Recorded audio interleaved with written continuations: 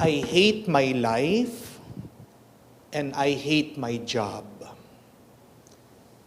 These are the two top searches in Google.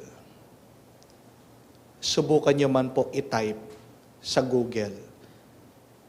Ililitaw niya, papakita niya yung top searches. Kinamumuhian ko ang aking buhay. Ayaw ko ang aking trabaho. Subukan nyo din po i-type, I am worried. Ano po yung madalas na hinahanap ng mga tao sa Google? Lilitaw po, I am worried about my future. I am worried about my health. And you also try to search, will I be? Lilitaw naman po, will I be sad forever? Will I have the same problem forever? Will I be depressed forever? Nakakalungkot po na makita ito.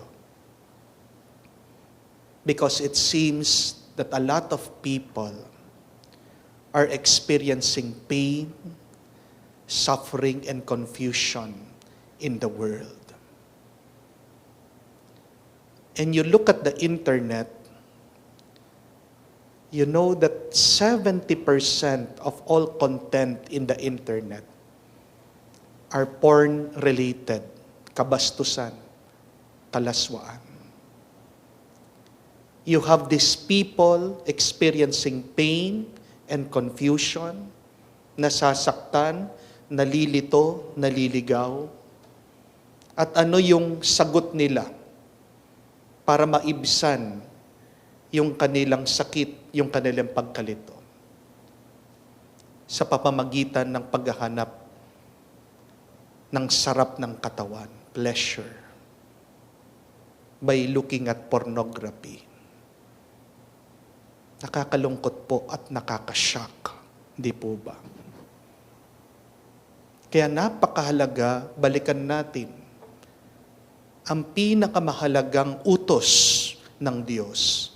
And what is it?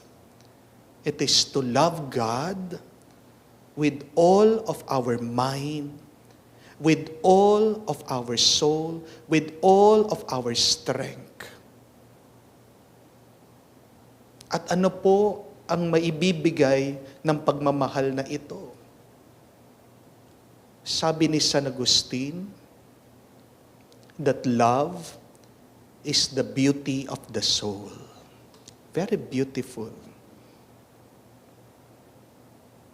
Pag ikaw ay nagumpisang magmahal sa Diyos, sa iyong kapwa, sa iyong sarili, gumaganda ang iyong pag-iisip, gumaganda ang iyong pagsasalita, gumaganda ang iyong kilos, gumaganda ang iyong nararamdaman. Bakit puno ka ng pag-aalala? Bakit nalilito ka? Bakit naliligaw ka? Bakit nasasaktan ka? Baka naman nagkukulang ka na sa pagmamahal sa Diyos, sa pagmamahal sa iba, sa pagmamahal sa iyong sarili. Try to love God. Try to love others. Try to love yourself. And you will feel this beautiful experience in your life. Pag wala ng pagmamahal sa iyong buhay, diyan pumapangit yung ating karanasan dito sa mundo. Diyan tayo nasasaktan. Diyan nagkakaroon tayo ng pangit na karanasan. Kamukha lang po nitong mister, kasama niya yung misis niya. Nagro-grocery daw sila. Itong lalaki, kumuha ng isang pack ng beer. Tapos sabi nung kanya misis, ano yan? Sabi nung asawa niya, beer. Ay, balik mo yan. Sabi ng babae, mahal yan. Wala tayong pera. Wala magawa yung lalaki, binalik. Itong babae, nakakita ng makeup. Kinuha. Tapos tinanong siya nung kanyang asawa, ano yan? Makeup. Para saan? Para gumanda ako, sabi ng babae. Ay, bitawan mo yan. Mahal yan. Kaya nga binibili ko yung beer para gumanda kayo, sabi niya. Pag pumapangit na yung mga tao sa paligid natin, anong ibig sabihin? Hindi mo na sila mahal. Pag pumapangit na yung karanasan mo sa iyong trabaho, ibig sabihin wala ka ng pagmamahal sa iyong trabaho. At saan natin matatanggap itong magandang karanasan na ito? Umpisahan mo. Lumapit ka sa Diyos. Umpisahan mo. Hanapin mo ang Diyos. Buksan mo ang iyong sarili sa pagmamahal ng Diyos. How beautiful is the love of God for us. How can we say this? Where can we see this?